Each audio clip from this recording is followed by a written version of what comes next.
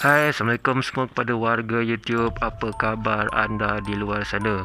Musim-musim coronavirus ni, hati-hati, jaga diri, jaga jarak, jaga family kita, sebab coronavirus ni boleh membawa maut. Jadi seperti biasa, selamat datang kepada semua penonton-penonton yang baru saja mengikuti channel Topeng Emas.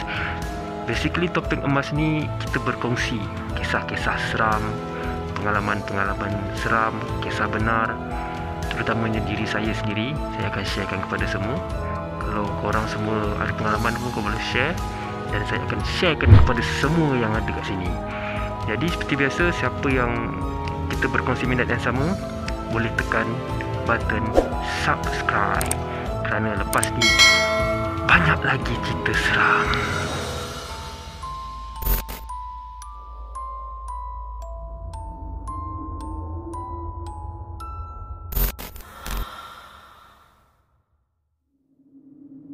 Okey, kita terus ke topik kita, iaitu cerita berkenaan kena himpap.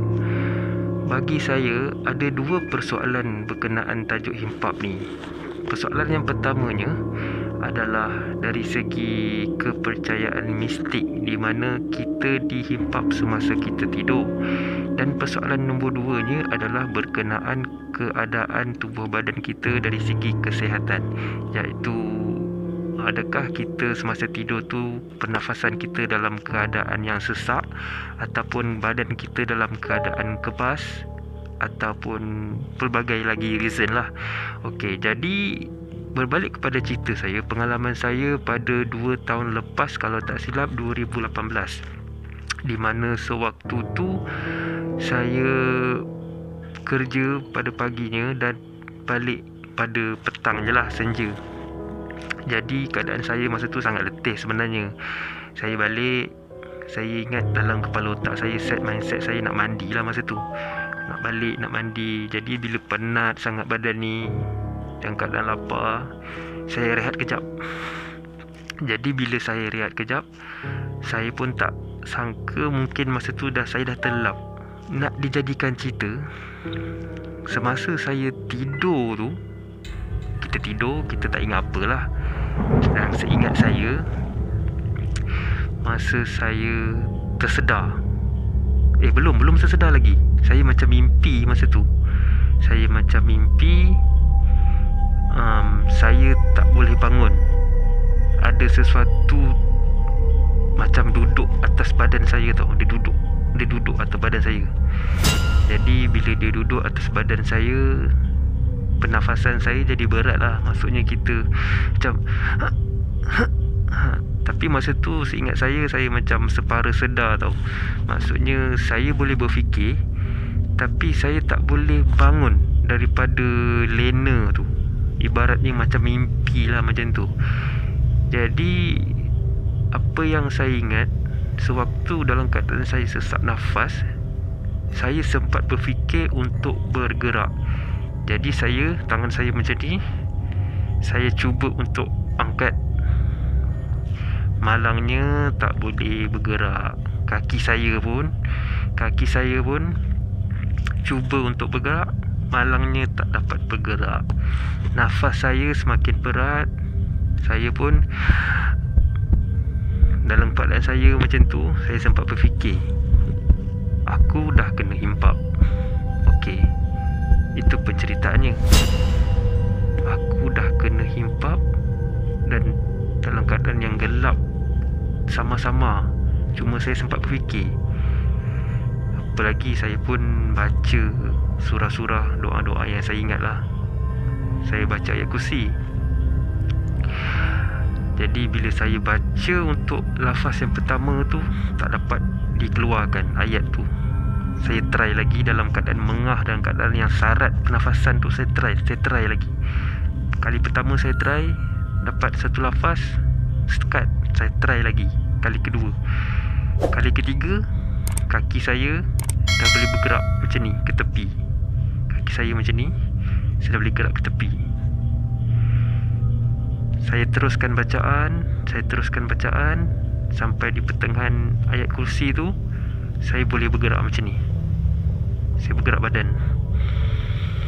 Dan korang tahu apa yang saya nampak masa saya pusing tu. Tapi secara kasarnya saya dapat gambaran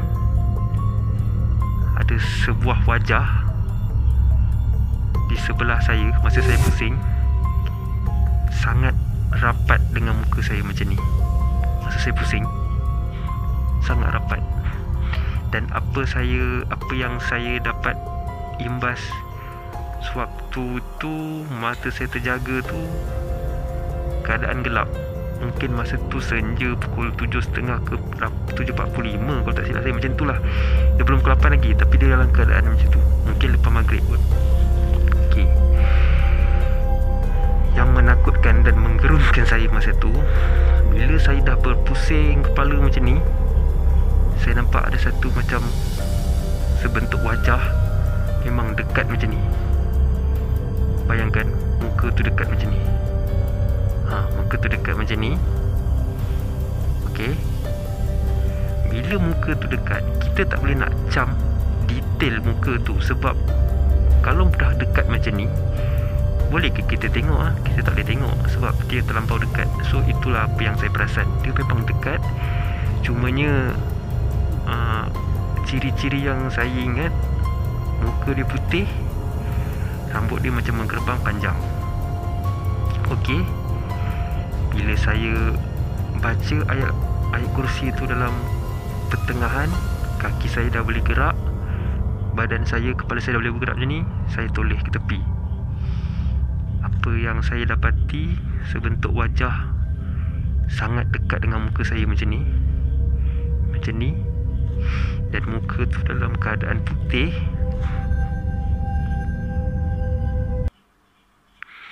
Okey, muka tu dalam keadaan putih dengan rambut yang panjang. Okey.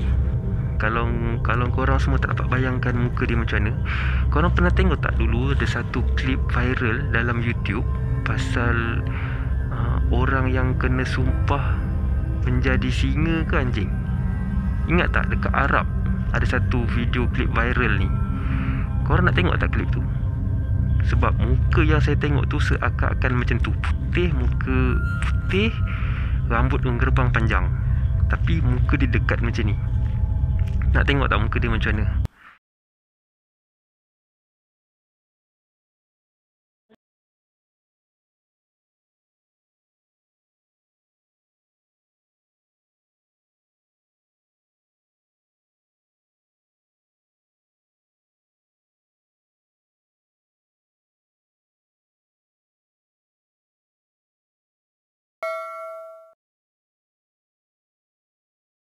Macam mana keadaan muka dia?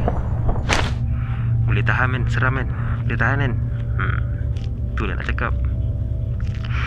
Jadi bila saya pusing, saya nampak kelibat muka tu, saya pejam mata, saya teruskan bacaan tu, sehingga tak lama lepas tu suara saya kedengaran oleh telinga saya sendiri. Maksudnya semasa saya start baca ayat kursi tu sampai di pertengahan, saya hanya boleh baca dalam hati sebab nafas saya tersekat. Jadi bila saya dah nampak macam ni, saya pejamkan mata, saya lontarkan suara saya sampai suara saya kedengaran kat telinga sendiri. Dan saya terus bangun, saya terus mengucap, saya buka lampu, saya terus ambil sembahyang. Jadi persoalan di sekarang ni, sebenarnya yang kena himpap ni adakah disebabkan faktor saya penat ataupun disebabkan makhluk itu yang cuba mengganggu saya. Sebab saya teringat satu kisah. Kawan saya sewaktu masa ni dululah, masa saya ada kursus dekat satu tempat ni. Okey, cerita dia lebih kurang macam cerita saya juga. Kes dia pun sama. Cerita dia macam ni. Masa tu saya dekat bilik saya, tengah buat kerja saya lah, petang tu, senja juga. Jadi kawan saya ni balik daripada mana saya tak pasti, mungkin daripada kedai ke apa. Dia balik, dia melepasi bilik saya lah. Jadi dia masuk bilik dia, saya nampak dia, saya tegur dia, berbalik ke? Dia kata, itulah balik. Dia masuk dalam bilik dia. Jadi tak lama lepas tu azan maghrib. Lepas azan maghrib, kawan saya tadi tu tiba-tiba meluru, duduk dekat saya, duduk mencangkung, dia diam je. Lepas tu saya tanya dia, saya pandang dia, tapi saya perasan lah muka dia agak pucat masa tu, pucat putih kan. Saya tengok dia, saya tanya dia, bro, okey tak ni? Macam tak sihat dia. Dia diam je. So first impression, saya ingatkan dia tak sihat betul lah, diam je kan. Tu saya cakap, okey tak ni? Tak sihat bagi tahu. Lepas tu baru dia buka cerita. Dia kata, aku baru kena kacau tadi. Saya pun apa lagi. Saya tanya dia, kena kacau macam mana ni? Tu dia cerita. Lepas dia balik kedai tu, dia masuk bilik, dia baring-baring kat katil dia. Biasalah maghrib kan, baring-baring dia terlelap. Jadi bila dia terlelap, dia rasa badan dia macam kena himpap lah macam tu. Tapi dalam keadaan menyarap masa tu, tak silap saya, dia kata dia menyarap. Dia menyarap kan. Dia menyarap lah macam tu, menyarap. Dia menyarap. Dia kata masa dia tak boleh bergerak, dia tak boleh bergerak. Tapi bila dalam berapa minit lepas tu dia berjaya bergerak lah, dia berjaya menggerakkan badan dia. Dan masa dia toleh, dia kata perempuan muka putih, rambut panjang, betul-betul dekat dengan muka dia. So cerita dia yang start dulu. Maksudnya cerita dia dulu, pengalaman dia dulu yang dia cerita kat saya tu. Dan dah lama, sekian lama, baru dalam 2 tahun lepas tu saya kena juga. Tapi yang saya kena tu situasi berlainan, cumanya bentuk penceritaan tu macam sama, iaitu muka dekat, muka putih, rambut panjang. Jadi persoalan dia sekarang ni, itu adalah gangguan mistik makhluk halus ke, ataupun dari segi istilah sains dia, dari segi kesihatan kita. Maksudnya macam kita punya pernafasan kita berat, mungkin kita terlalu penat. Sebab saya ada pernah terbaca juga artikel pasal tu. Jadi sampai sekarang saya tak faham mana satu sebenarnya, dan apa benda yang kita boleh buat untuk elakkan benda itu terjadi.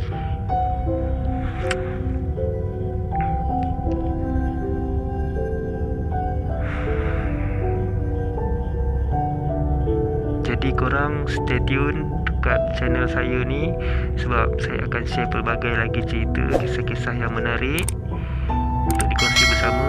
Kalau korang pun ada cerita yang best, korang boleh share juga. Nanti saya boleh sharekan dekat yang lain kan. Kita mungkin boleh bertukar-tukar cerita lah. Jadi macam mana? Agak seram ke tak seram? Betul lah. Jadi kita jumpa lagi dalam cerita yang seterusnya lepas ni. Assalamualaikum.